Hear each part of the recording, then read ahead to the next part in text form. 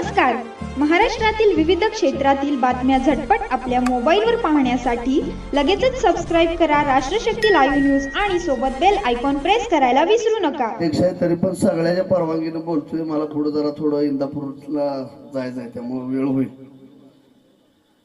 पुण्यश्लोक राजमाता अहिल्यादेवी होळकर यांच्या 301व्या जयंतीच्या निमित्ताने आपल्या संबंध तालुक्यामध्ये हा जयंती उत्सव सोहळा मोठ्या उत्साहाने आणि आनंदाने वेगवेगळे सामाजिक उपक्रम घेऊन साजरा होतोय. त्या अनुषंगाने आज आपल्या देगाव गाडगे वस्ती या ठिकाणी हा जयंती उत्सव सोहळा पार पडतोय. या प्रसंगी उपस्थित असलेले DVP उद्योग समूहाचे CEO आमचे मित्र अमरशेठ पाटील, गावातील आपल्या सर्वांचे ज्येष्ठ मार्गदर्शक आदरणीय दिनकर भाऊ गोपने साहेब, आदरणीय भीमराव आप्पा गाडगे, उपस्थित असलेले सुरेश तात्या गाडगे, संजयजी गाडगे, धनाजी गाडगे, शेतकरी लढवय्या नेते, आमचे मित्र सहकारी माऊलीभाऊ हळणवर, धर्मेंद्र गाडगे, संजय शिंदे, विलास शिंदे, बाळासाहेब जहाके, उपस्थित आनंद बापू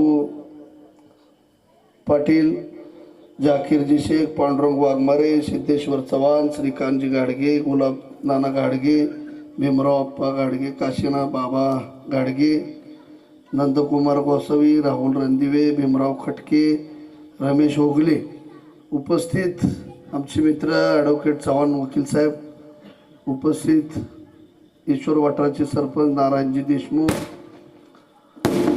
सर्व सगळ्यात महत्त्वाचं नाव राहिलं म्हणजे आमचे बंधू मित्र सन्मान्य दीपकदादा वाडदेकर, सर्वच व्यासपीठावरील मान्यवर, मध्यवर्ती जयंती उत्सव समितीचे अध्यक्ष विष्णू सुळे, प्रशांतजी घोडके, समोर उभारलेली सर्व वडीलधारी ज्येष्ठ मंडळी, तरुण सहकारी. कारण अध्यक्ष असल्यामुळे सगळ्याची नावं मागवून घेतली होती, घ्यावं लागतात. महेश जुंबल आहेत आमचे, सर्व तरुण सहकारी आहेत.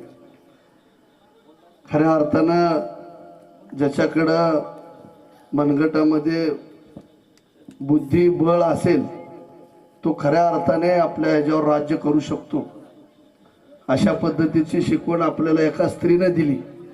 त्या स्त्री म्हणजे पुण्यश्लोक राजमाता अहिल्यादेवी होळकर. खऱ्या अर्थाने आता विविध पैलू या ठिकाणी सांगण्याचा प्रयत्न झाला, त्यामुळे त्या बाबतीत मी जास्त बोलणार नाही.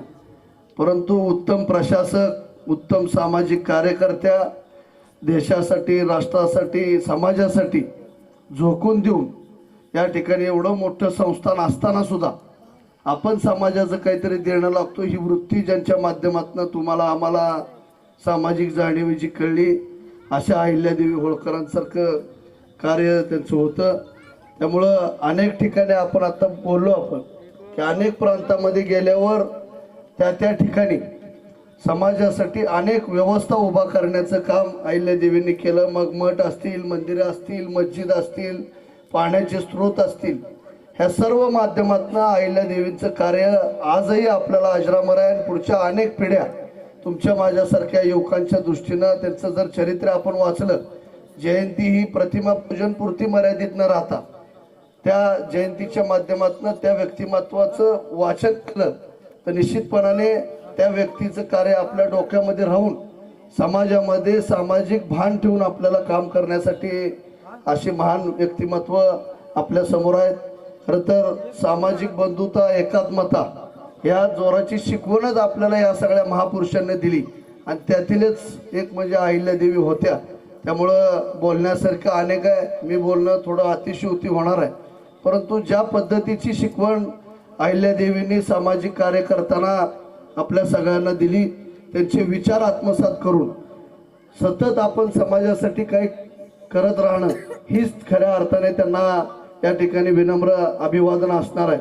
त्यामुळं ह्या जयंती उत्सवाच्या माध्यमातून या ठिकाणी सुद्धा आपल्या देगावातल्या युवा सहकाऱ्यांनी मिळून आम्हा सगळ्यांना सर्व धर्मसंभाव, सर्वांना एकात्मता ह्या दृष्टिकोनातनं आम्हा सगळ्यांना या ठिकाणी एकत्र आणलं. त्याबद्दल मी सर्व तरुण सहकाऱ्यांचं अहिल्यादेवी जयंती उत्सव समितीच्या सर्व सहकाऱ्यांचं मनापासून या ठिकाणी आभार मानतो.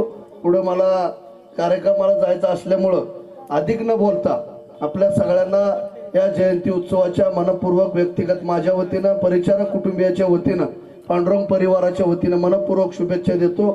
आपण या जयंती उत्सवाच्या माध्यमातून निश्चितच सामाजिक कार्यामध्ये अग्रेसर राहाल अशा पद्धतीची अपेक्षा या निमित्ताने व्यक्त करतो. खरं म्हणजे प्रशांत मालक येणार होते, परंतु दुपारी अचानक मीटिंग लागल्यामुळं ते या ठिकाणी येऊ शकले नाहीत. त्यामुळे त्यांच्याही वतीनं मी या ठिकाणी आपल्या सगळ्यांना शुभेच्छा देतो आणि मला जाण्यासाठी आपण सर्वांनी, थोरा मोठ्यांनी, लहानांनी परवानगी द्यावी अशा पद्धतीचं आवाहन करतो आणि थांबतो. जय हिंद, जय महाराष्ट्र, जय मल्हार.